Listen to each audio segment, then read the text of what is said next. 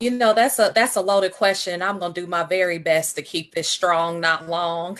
But I think one of the pieces is the cultural awareness.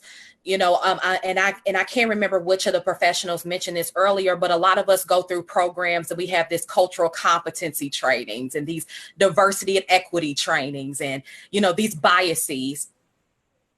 Everybody does not walk away from there being an ally. Okay. Everybody does not walk away from those experiences having a keen awareness that they have privilege, that they need to stand on the front lines in front of the marginalized populations and stand in the gap. Everybody does not walk away from those experiences. And I think that's why it is important to be able to lean in on professionals that look like you, just because at the end of the day, and I'll even speak from personal experience, you can walk into a space with a professional that does not look like you, and you can deal with the same microaggressions and the same traumas that you deal with outside of the space where you're trying to heal. And I think that that is something that's very keen. A lot of times people don't feel like that they can be open and honest with someone that looks like a person that has oppressed them, or a person that's taken away an opportunity from them, or has sabotaged the opportunity. And so I think that it's a sacred space. It's a safe space, for sure. And I think that,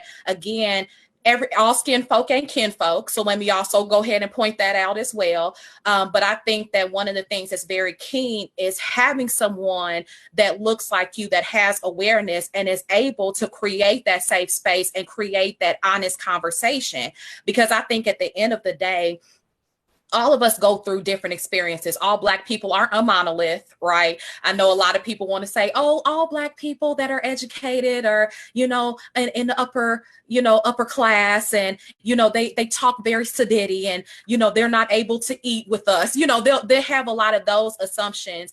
But I think one of the things that's key is people will be very pleasantly surprised how many people don't even support Black mental health professionals.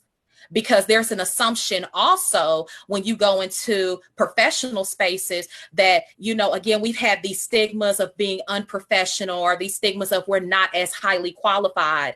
And so I think that, again, we are debunking those myths. I think we are being able to make people aware that there are highly qualified professionals that also knows about your culture, that can also have these keen and very honest and real conversations with you. So I think that it is highly critical, not only for our community to be able to heal and thrive, but also to be able to support the Black professionals that have stood in the gap, that have gotten that education and have had to deal with a lot of oppressive systems to get educated, that has had to deal with a lot of being, I'm the only one, I'm the first one, And so I think it's really key, because at the end of the day, you can have that same experience, and that professional will be able to navigate you through more effective treatments, not just by textbook, not what you just learned in school, but be able to go by and say, you know what, I have had these previous experiences. It might be my own personal experiences, or experiences